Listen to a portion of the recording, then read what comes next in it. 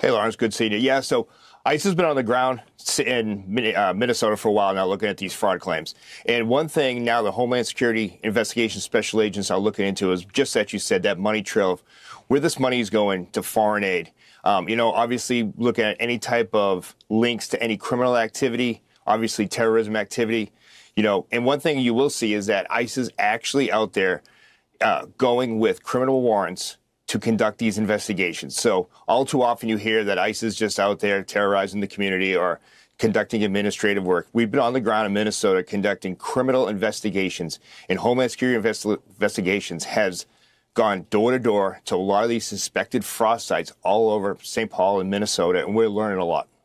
Mr. Director, this is what the governor is saying in response to this in a statement. The governor has worked for years to crack down on fraud and asked the state legislature for more authority to take aggressive action. He has strengthened oversight, Governor Tim Walz, spokesperson. But they hadn't been aggressive, and it wasn't until your leadership, as well as the president's leadership, that you guys start serving these criminal warrants. So who dropped the ball here?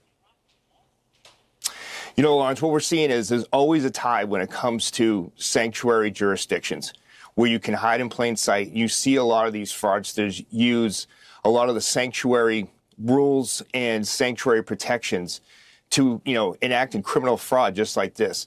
Secretary Noma's had us up in Minnesota.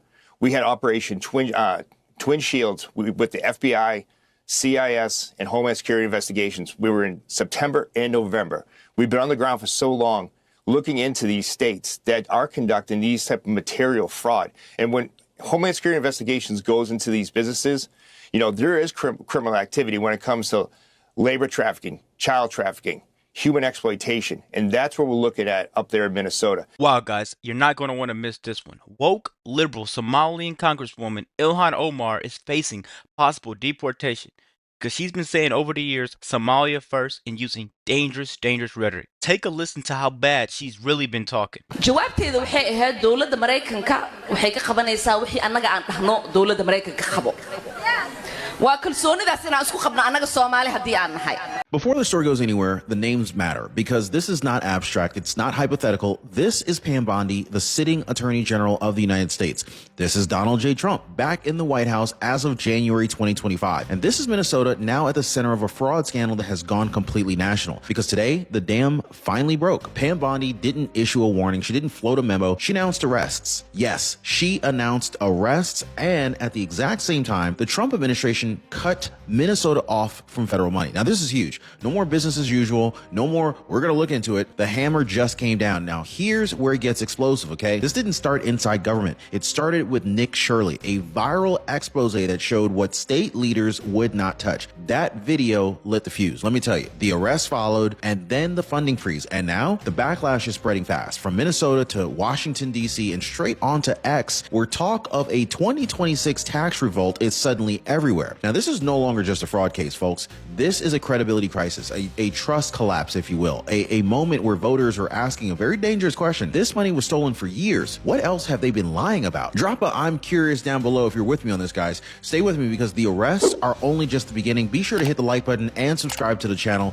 Okay, January 1st, 2026 marks a hard reset, and the people that are enforcing it are Pam Bondi, President Donald J. Trump, and the full weight of the Department of Justice. Now, this is not a policy debate anymore. This is enforcement. Pam Bondi just stepped up to the podium and announced arrests tied directly to massive fraud in Minnesota. And within hours, the Trump administration made it very clear that this wasn't symbolic. Money stopped moving. Oversight turned into action. Now, how many people were waiting for arrests to finally happen, right? Drop an arrest down below if you were. Now, for years, fraud warnings sat in reports and inboxes. That era ended the moment Pam Bondi said the words charged and more coming. Now, President Donald J. Trump's posture is unmistakable. This administration is not negotiating with corruption. Minnesota didn't just get a press conference, it got consequences. Now, here's the line that really matters, guys. I mean, this wasn't about politics or optics or even messaging. It was about control. Control over taxpayer dollars, control over federal funding, control over federal programs, and control over a system that for way too long operated without fear of enforcement. The hammer didn't tap. The hammer just came down. And so the reason why this story exploded nationwide isn't just because arrests happened. It's how many, how fast, and what they point to. Now, federal authorities announced nearly 100 individuals charged in Minnesota-linked fraud cases, with dozens already convicted. Now, that scale matters, okay? This is not a paperwork error. This is not a rogue operator. This is a network. When Pam Bondi and the Department of Justice framed this as organized fraud, that changed the legal posture instantly. Organized fraud triggers asset tracing. It triggers funding freezes. It triggers federal task forces, including DHS and ICE, finally stepping in where the state systems failed. And the exposure? Hundreds of millions in taxpayer money that is tied directly to programs meant to help families, not enrich criminal operations. Now, this is why officials keep repeating the same phrase. This is not just the beginning, because arrests don't close cases. They open doors. Doors to bank records, doors to accomplices, doors to officials who look the other way. Minnesota wasn't ready for that math. Now, what made this explode wasn't just what the federal government did. It was what Minnesota didn't do for years. Internal warnings, whistleblowers, and audit red flags sat inside of these state agencies while fraud continued to drain taxpayer funds. That silence is what forced a federal takeover. Once Pam Bondi and the Department of Justice stepped in, the tempo changed overnight. So this is where the Department of Homeland Security and Immigration and Customs Enforcement enters the picture. Federal investigators, they don't wait for permission. They don't negotiate timelines. They follow the money, the paper trails, and the people fast. Door knocks replaced meetings, subpoenas replaced excuses. And so the contrast is staggering. Years of inaction at the state level versus weeks of decisive federal movement. This is exactly why this feels abrupt to Minnesota officials, but to federal agents, oh, it's long overdue. And the message from President Donald J. Trump, it's blunt. When states fail to protect federal dollars, Washington will. This wasn't escalation for optics. It was intervention by necessity. And this part really matters. It seems like the game is over for Ilhan Omar. I'm not sure if I pronounced the name correctly. Ilhan Omar, yeah. It seems like the end has come because I think she's going to be deported. What do you guys think? You know, right now, all funds have been frozen so that proper investigation can be done. And I'm sure after proper investigation has been done, we expect to hear some news, hopefully, you know, and the Minnesota fraud is very obvious. You guys have seen my former videos, you know, about this YouTuber trying to unfold, you know, all the fraud and all that. Anyways, let's go into the videos. I have so many things to show you guys. Just hold on. Don't be in a hurry. Let's just go into the videos, okay? And as always, I give credit to all the original creators of the videos I have used today. I don't take credit for any video I have used today. If you're just joining me on this channel, kindly subscribe to my channel, okay? Thank you guys. Don't go anywhere. I'll be right back. Let me tell you about somebody who overreached themselves. Ilhan Omar, right? She thought she was a big fish, you know, in the Democratic Party, but the Democratic Party lost. And she found out who the real big fish is. Trump. Now, they have gone into her entire history and what is happening with her corrupt people. Ilhan Omar has been accused of student loan fraud, campaign fraud abuse nationwide, not just in her city, but nationwide. They called her a serial career criminal. So I guess she really is representative of her community, right? The Somalis in Minnesota. She's been accused of tax fraud, immigration fraud, and bigamy. I think they're working up a case to throw this broad out of here. Welcome back to American Zone. Years of fraud being exposed in Minnesota. The Republicans are finally attempting to take action against Ilhan Omar because of her alleged crimes. She could be disqualified from Congress if they are successful. That is a big development and could mean the end of Ilhan Omar's political career. Let's get into it. Ilhan Omar, and neither one of them have any interest in, of course, getting to the bottom of who is behind all of this, because I'm sure we will find even more connections. This is what Ilhan Omar said, defending the program that she introduced in the House that led to all of these billions being stolen.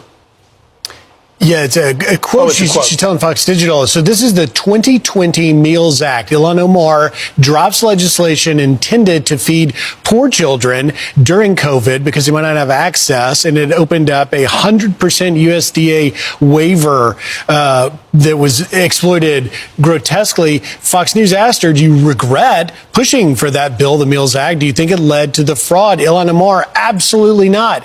It did help feed kids. Okay, you see those, how it started, how it ended. Let's do how this started, what the funds were meant for feeding children, for helping recovering addicts find a place to live, helping disabled adults live independently, one-on-one therapy for autistic children. That was the promise. That was the idea. Now, here's where the funds allegedly went. You see that on the right side of the screen. Wire transfers to China and East Africa, a villa in the Maldives, first-class plane tickets, luxury vehicles, lakefront property in Minnesota, designer jewelry, and crypto. And that's just among the things we know. Yet Ilhan Omar, and to a lesser degree, even Governor Walz, is not owning up to the fact that this was so grotesquely exploited that now the House Oversight Committee under Chairman James Comer is subpoenaing documents and may even drag people like Governor Walz up to Capitol Hill to say, did any of this money that was being sent back, forget the gifts and the luxury cars, did any of this money go back to terrorist organizations? And that's what we're going to find out. Ilhan Omar made promises and brought legislation that was supposed to provide food and care to hungry and disabled children in Minnesota, but instead the money was directed to overseas. Luxury items were purchased with taxpayers' money.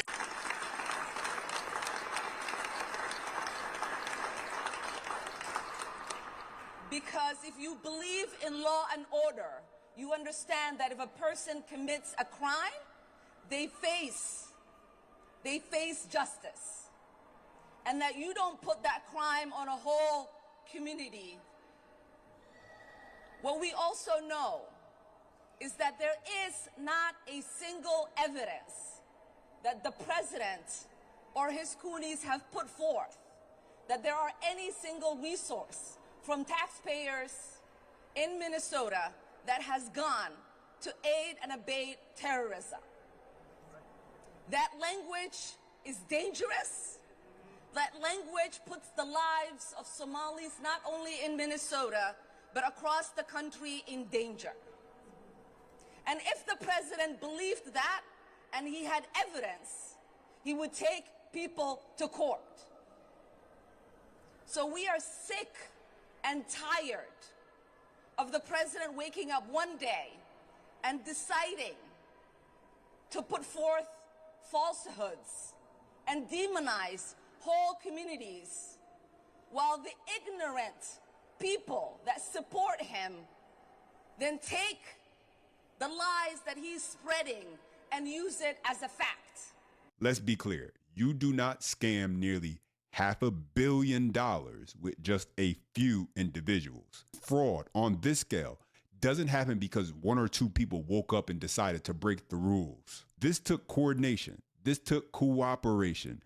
This took a network of people who understood what they were doing and who were all willing to play their part, no matter if it was small or big. Parents claiming their children had autism just to get kickbacks.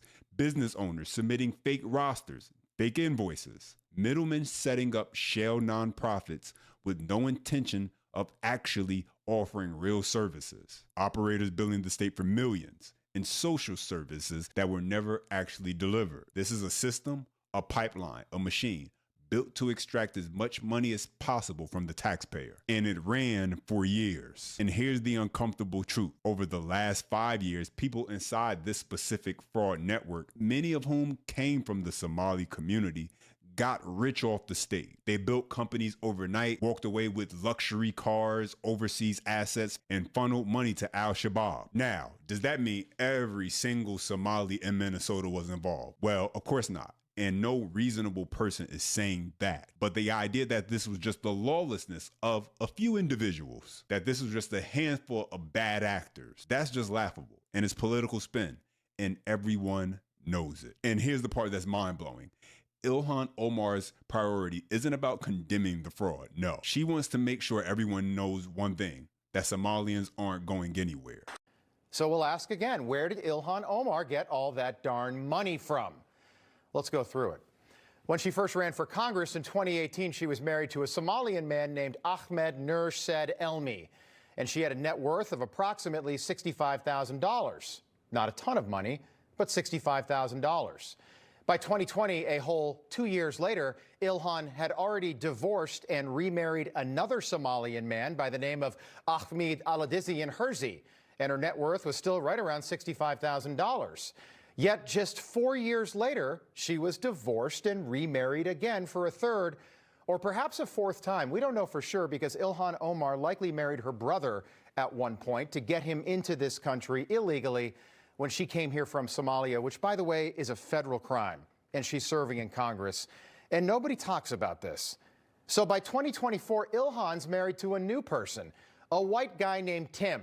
There's Tim Minette. And Tim is not a rich man, but now he is. Tim's rich now because somehow over the course of the last 3 years, Ilhan Omar's net worth has skyrocketed to over $30 million and counting, meaning she went from having right around $65,000 to $30 million in 3 years. Think about that. Powerball drawing is tonight. Wouldn't that be wonderful? Ilhan Omar did not win the lottery. Bernie Madoff was cheating, and he still wasn't doing that well. That is a 46,000% increase in less than 3 years. Now, how do you suppose that happened? Do you really expect us all to believe that she just played the stock market like she's got a great investor and they just got kind of lucky over the course of the Biden presidency? And why are we the only ones asking these questions tonight? So once again, where did Ilhan Omar get all that money, and why is she trying to make Americans feel bad for Somalian criminals? I mean, I have no worry. I don't know how they take away my citizenship and like deport me, but I don't even know like why that's such a scary threat. Like, I'm not the 8-year-old who escaped war anymore. I'm grown. My kids are grown. Like, I can go live wherever I want. Wow. Like, just wow. Ooh. Wow. Sincerely, I'm speechless. I don't even know what to say. Like, did you guys watch those videos? Wow. A lot of stories are unfolding. Like, this has been ongoing for far too long. But I'm happy, though, that the government has woken up and all these faults are being uncovered. Wow. Sincerely, I'm just speechless. I don't even know what to say. I sincerely don't know what to say. What are your views? What do you guys think? Deport or not? Jail? Someone said, I was reading the comment section from one of the videos, and someone said that no, she shouldn't go to jail. That because if she goes to jail, it's still the taxpayers' money. She will get free feeding, free. And I'm like, people have really, I don't know. But what are your thoughts? Let's hear what your thoughts are. Okay, give credit to all the original creators of the videos I have used today. I don't take credit for anything. Thank you guys, my returning subscribers. Thank you so much for the support. And if you're seeing this beautiful face for the very first time, please subscribe to my channel. Thank you guys. Now, we need to sit down and digest this information we've just gotten. Like, whoa. Anyways, have an amazing day, guys.